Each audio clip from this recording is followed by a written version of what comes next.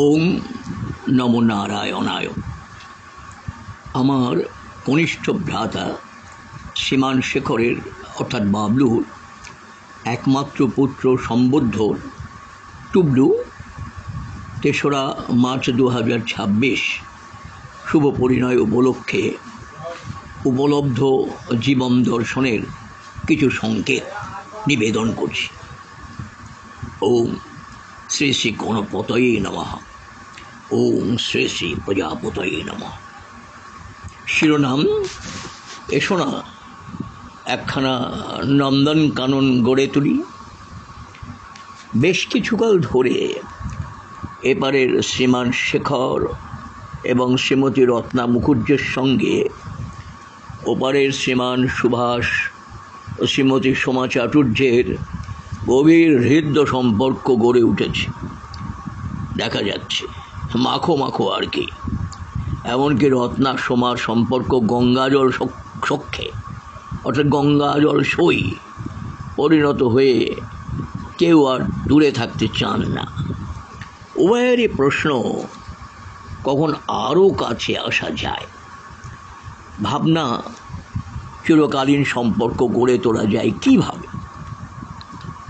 অনেক ভেবে ঠিক হলো একটা সুন্দর উদ্যান রচনা করলে কেমন হয়। প্রস্তাব মাঠে পড়তে না পড়তেই সকলে হৈ হৈ করে সায় দিলেন। এখন বাগানের জন্যে জমি। শ্রী শেখর সঙ্গে সঙ্গে বিনা শর্তে ভূমিদানের প্রস্তাব করলেন আর সকলে সেটা মেনে নিলেন। ভূমিখণ্ড ঠিক হলো। এখন এর ক্ষেত্র প্রস্তুতি কীভাবে। সকলের মুখে একটু চিন্তার ভাঁজ। হঠাৎই মনে পড়ল পুরোহিত বিদ্যারত্ন মহাশয়ের কথা। এই মহাজ্ঞানী মহাজনই তো ক্ষেত্র প্রস্তুতির যোগ্যতম ব্যক্তি। একমাত্র তিনিই তো জানেন অগ্নিষ্টম যজ্ঞের নিয়ম কানুন, আড়ে বহরে ভূমির চেহারাটা কেমন হবে, ভূমির কোন জায়গায় প্রজ্বলন্ত অগ্নিতে যজ্ঞের উপকরণ ঘৃত, তাম্বুল, বেল্লকাষ্ঠ, যজ্ঞকাষ্ঠ ইত্যাদি আহুতি দেওয়া হবে। আর বৈদিক মন্ত্রোচ্চারণ, যদিদং হৃদয়ং মম তদস্তু হৃদয়ং তব, যদেতৎ হৃদয়ং তব তদস্তু হৃদয়ং মম। এর মধ্য দিয়ে দুটি নরনারীকে আত্মবদ্ধ করার জন্যে। এ মিলনের লক্ষ্যই হল দুটি মনের এক মন হয়ে যাওয়া। এবার প্রশ্ন দেখা দিল, এ কানুন নির্মাণ, পরিচর্যা, পরিপোষণ এবং লালনের, এর জন্যে প্রয়োজন তো মারি আর মারিনের। শেখর বললেন, মারি তো আমার ঘরেই প্রস্তুত। নামটি তার টুবলু, সম্বুদ্ধ। এখন যথেষ্ট সাবালক। শুনে সঙ্গে সঙ্গে সুভাষ বললেন, ও তাই নাকি? আমিও কিন্তু প্রস্তুত মালিনীকে নিয়ে আমার ঘরেই পরম যত্নে লালিত, নামটি তাহার রিমা। এবার আমার কথা বলে শোনো আমার প্রিয় মালি আর মালিনী, খুব সাবধানে যত্ন নিয়ে বাগানটি তৈরি করতে হবে, কিন্তু লক্ষ্য নন্দন কানন তৈরি করা।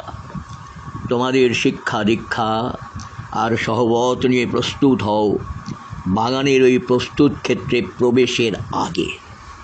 ঠিক করে নাও কোথা থেকে শুরু করবে তোমাদের এই অভিযান, এই নবীন যাত্রা। মালি মহাশয়, হাতের খুরপিটা পরীক্ষা করে নাও, ধার ঠিক আছে তো? আর বড় কাঁচিটা? মালিনী মা, তোমার জল দেবার আলোবাল ঠিক আছে তো? সূর্যোদয়ের মহালগ্নে শুরু হোক তোমাদের কর্মধারা। বীজ আর চারা সংগ্রহ করে এনেছো তো? শিশির স্নাত করে নাও ওদের। এরপর খুরপি দিয়ে মাটি খুঁড়ে খুঁড়ে এক একটা চারা আর বীজ অঙ্কুর পুঁতে দাও। ভালো করে দেখেছো তো চারাগুলোর নাম? হ্যাঁ হ্যাঁ, ঠিকই ধরেছ। ওগুলোর নাম নিষ্ঠা, শ্রম, অধ্যবসায়, যত্ন, একনিষ্ঠ কর্মপ্রয়াস, প্রেম, প্রীতি, ভালোবাসা, অকৃত্রিম সরলতা, সংশয়হীনতা, নিজ কর্মে আত্মবোধ, আত্মশ্লাঘা নয় কিন্তু, বিশ্বাস, আস্থা, মনোযোগ, সততা ইত্যাদি। এগুলি রোপণ করার পর মাটির বিছানা সুন্দর করে হাত দিয়ে থাবড়ে থাবড়ে ঠিক করে নাও। বড় শ্রান্ত হয়েছ মালি মহাশয়, এবার একটা কাজ করো, ওই পাশের এই বটগাছটার তলায় একটু বিশ্রাম করো। আর মালিনী মা, তুমিও সমান আগ্রহে এবার ধীরে ধীরে আলো বালে জলসেচ করো প্রতিটি গাছের গোড়ায়। দেখো যেন বেশি জলে মাটি ধুয়ে না যায়। এভাবেই চলতে চলতে এক সময়ে বীজের অঙ্কুরোদ্গম হবে, চারারা বড় হয়ে উঠবে, ফুল গাছগুলো পাতায় পাতায় ভরে যাবে, কুঁড়ি দেখা যাবে, কুঁড়িগুলো বেড়ে উঠে পুষ্পিত হবে, ফুলে ফুলে ভরে যাবে গাছগুলো। কোনোটার আবার পাতাও দেখা যাবে না, এত ফুলের সমাহার। কত কত রকমের ফুল, জুঁই, চামেলি, মালতী, রজনীগন্ধা, চাঁপা, গোলাপ, বেগুন পলিয়া, সূর্যমুখী, অতসী, অপরাজিতা, গন্ধরাজ, আরও কত কি। কিন্তু এগুলো তো শুধু এ নামের ফুল নয়। তোমরা প্রথমে যে যে নামে চারাগুলো পুঁতে ছিলে, তার পরিণামে এই নামের ফুলগুলোর গায়ে এখন লেখা হচ্ছে প্রেম, প্রীতি, বিশ্বাস, স্নেহ, দয়া, মায়া, মমতা, নিরহংকার, সহানুভূতি, সহমর্মিতা, সকলের সঙ্গে একাত্মবোধ, জাতি, ধর্ম, বর্ণ নির্বিশেষে সকলকে এক মনে করা, কাউকে ঘৃণা, অবজ্ঞা বা অবহেলা না করা, কর্মবিভাজনে নজর না দিয়ে সকলকে সমদৃষ্টিতে দেখা, মানবিকতা বোধের অধিকারী হওয়া, শ্রদ্ধেয়কে সম্মান জানানো, বয়োকনিষ্ঠদের আপন করে নেওয়া, উভয়েরই চারিত্র মাধুর্য দীপ্যমান হওয়া, উভয়ের পরস্পরের প্রতি বিশ্বাস অটুট রাখা, কোনো বিরুদ্ধ অবস্থাতেও তা যেন টলে না যায়, সাধ্যানুযায়ী দুস্থ আর্তকে অর্থ দিয়ে হোক, কথা দিয়ে হোক সাহায্য করা। সেটা হবে সেবার দৃষ্টিতে, দান হিসেবে কখনোই নয়। কেননা দান কথাটির মধ্যে রয়েছে অহংকার বোধ। সম্ভব বলে সে সেবা সকলের চোখের আড়ালেই করতে হবে। অপরের উন্নতিতে বা ঐশ্বর্যে কখনো ঈর্ষান্বিত না হওয়া। কেননা ঈর্ষা মুহূর্তে তোমাদের শিক্ষা বলো, জ্ঞান বলো, মহনীয়তা বলো বাতাসে উড়িয়ে নিয়ে চলে যাবে, জানতেও পারবে না। আমাদের শাস্ত্রে যেমন একদিকে বলা আছে বসুধৈব কুটুম্বকম, সমস্ত বিশ্বকে আত্মীয় বলে মনে করবে, ঠিক তেমনি আবার বলা আছে অজ্ঞাত কুলশীলস্য বাসুদেব না কস্যচিৎ, অজানা কাউকে কখনো পরীক্ষা না করে বাড়িতে আশ্রয় দেবে না। কখন কে বন্ধু সেজে কী বিপদ ঘটাবে কেউ জানে না। তাই ভালো করে মিশে তার চরিত্র সম্বন্ধে জেনে যথাযথ ব্যবস্থা নেওয়া যেতে পারে। দ্বিচারিতা, নারী ও পুরুষ উভয়ের ক্ষেত্রেই কিন্তু বিষময় ফল সৃষ্টি করতে পারে। সন্দেহজাত একটিমাত্র শব্দ ক্রোধের অগ্নিতে ঘৃতাহুতির সৃষ্টি করে লেলিহান শিখায় পর্যবসিত করতে পারে, আর পূর্বাবস্থার সেই যোগ্যতায় ফিরিয়ে আনতে পারে না কখনোই। রেমা স্বভাবত নারী মাত্রেই স্বশিক্ষিতা। পিতৃগৃহে যে মেয়ে নিজের পড়াশোনা কাজকর্ম নিয়েই বেশি সময় কাটায়, এমনকি কুটোটিও নাড়ে না, না মা নাড়তে দেন না, শ্বশুর বাড়ি এসেই সে জগদ্ধাত্রী বা দশভুজা দুর্গা হয়ে ওঠে। সমস্ত কাজ এমন পরিপাটি করে মনে হবে যেন বছরের পর বছরের অনুশীলনের ফল এটি। আসলে নারীর হাত যে শিল্পীর হাত, নরম পেলব আঙুল যেন রঙে ভেজা তুলি। অবশ্য ব্যতিক্রমী পুরুষও আছে, নইলে সংসার চলবে কি করে। এই নারী যা স্পর্শ করে তাই ক্যানভাসে আঁকা ছবির মতোই ঝকঝকে চমকদার হয়ে ওঠে, সকলের দৃষ্টি আকর্ষণ না করে থাকতে পারে না। তবে সেটার মধ্যে যেন সরলতার খোলা মনের প্রলেপ থাকে। তখনই সংসার হয়ে ওঠে আদর্শ সংসার, আর সমস্ত ক্ষেত্রেই আত্মসংযমের পরিচয় দেবে। মাত্রা ছাড়া কোনো কিছুই, সে সুখ বলো, আনন্দ বলো, হতাশা বলো, ভালো নয়। কথায় আছে সর্বম অত্যন্ত গর্হিতম, বেশি কিছুই খুব খারাপ। তবে একটা কথা বলতে পারি, অকৃত্রিম ভালোবাসার থেকে বড় আর কিছুই নেই।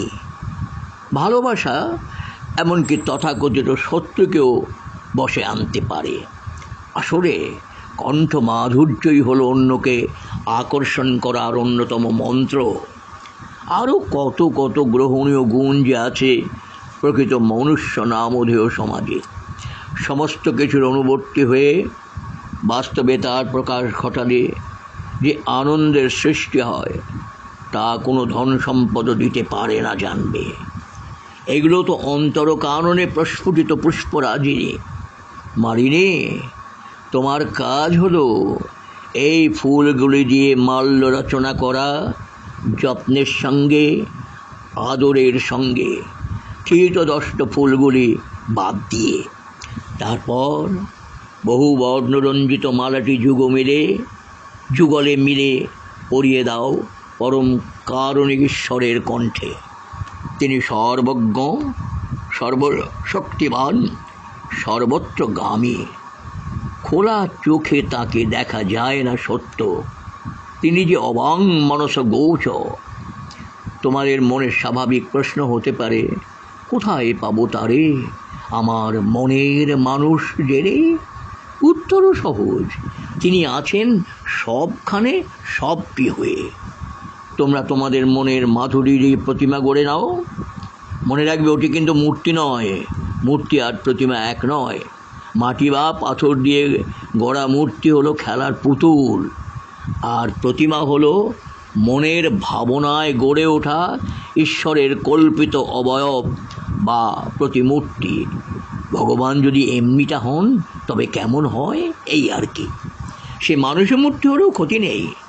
যদি সৎ এবং সরল কোনো মানুষকে ঈশ্বরের প্রতিমা বলে মনে হয়, সহজেই তোমরা তাকেও সবটা সমর্পণ করতে পারো, নির্দ্বিধায়, বিনা প্রশ্নে। আসলে আত্মসমর্পণেই একমাত্র আনন্দ লাভ করা যায়। দেখবে তোমাদের মন সবসময় আনন্দে পরিপূরিত থাকবে। জীবন পথে চলতে গেলে বাধা বিঘ্ন অবশ্যম্ভাবী, কিন্তু সেক্ষেত্রে কোনোভাবেই বিচলিত হলে চলবে না। মানসিক স্থৈর্য আর দৃঢ়তাকে সঙ্গী করে এবং সত্যকে হাতিয়ার করে এগিয়ে চলো। দেখবে দুর্দৈব কোথায় পালিয়ে গেছে। এই করতে হবে দুজনকে একসঙ্গে মিলে, কাঁধে কাঁধ মিলিয়ে। যাই হোক, কথায় আছে মহাজন যে না গতা পন্থা। আমি যে এতক্ষণ জুড়ে যা বললাম তা মহাজনদের কথা, আমি বার্তাবাহক মাত্র। একটি কথা, নিজেকে খুঁজে পেতে হলে দুজনকেই দিবসের মধ্য থেকে বেছে নিয়ে অন্তত 10টা মিনিট মনটাকে শূন্য করে চোখ বুজে আলোর অন্বেষণ করো। দেখবে কোনো না কোনো সময়ে দুরাগত এক ক্ষীণ আলোক রেখা ধীরে ধীরে তোমাদের সমস্ত মনটাকে আলোকিত করছে। সে এক অদ্ভুত ভাবাবস্থা।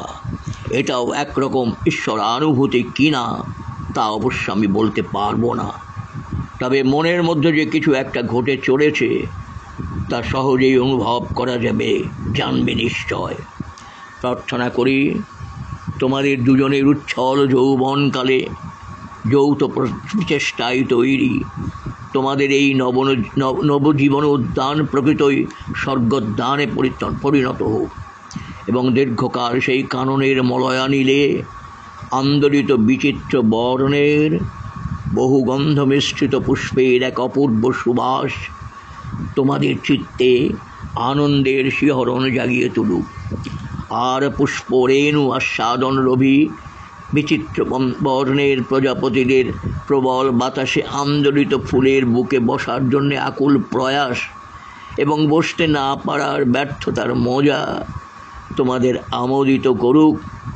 দুজনে একসঙ্গে হেসে উঠে অর্ধনারীশ্বরের মতো আলিঙ্গনবদ্ধ হও। শ্রীকৃষ্ণ পাদমূলে সর্বং সমর্পণমস্তু। শিবমস্তু, শিবমস্তু, শিবমস্তু। আন্তরিক আশীর্বাদ সহ দেবপ্রসাদ মুখোপাধ্যায়, জ্যেষ্ঠ দাত, 18 শ্রী ব্রনফিল্ড রোড, মোমিনপুর, কলকাতা 700027। 22 এপ্রিল 2026 বুধবার। চরভাস 9231447500। এবারে নন্দনকানন শেষ হইয়াও না হইল শেষ, কিছু বাকি কথা আছে, সেটা শ্রীমান টুবলুকে বলবার জন্যে। টুবলু, কল্যাণী আর রিমাকে তুমি জীবন সঙ্গিনী করে নিয়ে আসছো। ভেবে দেখো, জীবন সঙ্গিনী হিসেবে একদিকেও যেমন তোমার নর্ম সহচরী, ঠিক একইভাবে মর্ম সহচরীও, মর্মের বেদনা উপলব্ধির সহায়ক বন্ধু। দুজনের মিলনের প্রথম পর্যায়ে ওকে খেলার সাথী বলে ভাবতেই পারো, এবং উভয়ের দিবস উদযাপন আনন্দ উচ্ছ্বাসে চঞ্চল জীবনোদ্যোতনায় ভরপুর। কিন্তু তারপর হরগৌরীর যুগল নৃত্য স্তিমিত হবার পর মনকে স্থির করে দেখো তোমার সামনে কোন কর্তব্যের নিশান উঠছে। মনে রেখো, তোমার জীবন সঙ্গিনী সম্পূর্ণ ভিন্ন এক পরিবেশ থেকে আসছে। এ যেন কাশ্মীরের আপেলের চারা বাংলার মাটিতে প্রথিত। এই নতুন জীবনধারায় অভ্যস্ত হতে ওকে কিছু সময় দিতে তো হবেই। ওর চলাফেরা ঘরের মধ্যেই, আচার ব্যবহারে কিছু সংকোচ থাকা স্বাভাবিক। ওর কি চাই সেটি বলতেও হয়তো কুণ্ঠাবোধ করতে পারে। যতই বেশ কিছুকাল তোমরা দুজনে একসঙ্গে মিশে থাকো না কেন, কাউকে কিছু বলতে গিয়েও দ্বিধাগ্রস্ত হতে পারে। খিদে পেলেও মুখ ফুটে বলতে চাইবে না। অবশ্য আমি জানি, মা হিসেবে রত্না সদা সতর্ক, সদা জাগ্রত। এমন অবস্থা কখনোই হতে দেবে না। পেট থেকে টেনে বার করবে রিমার সমস্ত অভাববোধকে এবং পূরণ করবে গভীর মমতায়। শুধু ঘরে নয়, বাইরেও কিছু কিছু প্রতিবন্ধকতা দেখা দিতে পারে। সেখানে তোমাকে দৃঢ়ভাবে রুখে দাঁড়াতে হবে, শৈলপ্রস্তরের মতো। ও যেন বিশ্বাস করে ওর সমস্ত যাপনার পেছনে বন্ধু হয়ে তুমিও দাঁড়িয়ে আছো ওর পেছনে, হাত বাড়ালেই বন্ধু। এমনটা যদি করতে পারো, দেখবে পৃথিবীর যত পরিবর্তনই হোক না কেন, সাজুজ্য রেখে ঠিক তাল মিলিয়ে চলতে পারবে তোমরা। আর তোমাদের এই সদ্বৃত্তি সংক্রমিত হয়ে তোমাদের পরবর্তী বংশধারাকে তার আভিজাত্য থেকে নামাতে পারবে না কেউ। সুবুদ্ধির অনুগামী হও। এখন একটা কথা, বাংলা ভাষায় এ জাতীয় রচনা লেখা হয়েছে কিনা আমার কিন্তু জানা নেই। তবে হ্যাঁ, মনে পড়ল পরে, অক্ষয় দত্তের স্বপ্ন দর্শন বলে একটা প্রবন্ধ আছে, যেখানে শিক্ষাকে কেন্দ্র করে রূপক বা অ্যালিগরি গড়ে উঠেছে। আমার এই আশীর্বচনটাও কিন্তু একটা অ্যালিগরি, প্রথম অংশটা বিশেষ করে। এটা বুঝতে একটু অসুবিধা হবে বলে আমি এখন এই রূপকটাকে বিশ্লেষণ করে দিচ্ছি। নন্দনকানন গড়ে তুলি অংশটির রূপক বিশ্লেষণ। পরিণয়ের মধ্য দিয়ে নর ও নারীর মিলনে নতুন একটা সংসার গড়ে ওঠে। প্রত্যেক বাবা মাই চান তাদের ছেলে মেয়ে সুখে সংসার করুক, তাই সঠিক পাত্রপাত্রী নির্বাচন। এই সংসারটিকেই, নতুন সংসারটিকেই বাগান তৈরির মধ্য দিয়ে সম্পন্ন করার কথা বলা হয়েছে। যেহেতু আমাদের সামাজিক নিয়মে বধূই বিয়ের পর বরের অনুগামী হয়ে শ্বশুরবাড়ি যায়, সেজন্য প্রতি গৃহই সেই কানন ক্ষেত্র। এর পরিকল্পনা উভয় পক্ষের অভিভাবকদের। কিন্তু বাগানের তৈরির দায়িত্ব যেমন থাকে মালি ও মালিনীর ওপর, ঠিক তেমনি সংসারকে সুন্দর গড়ে তোলার জন্যে বর ও বধূই সেই মালিনী।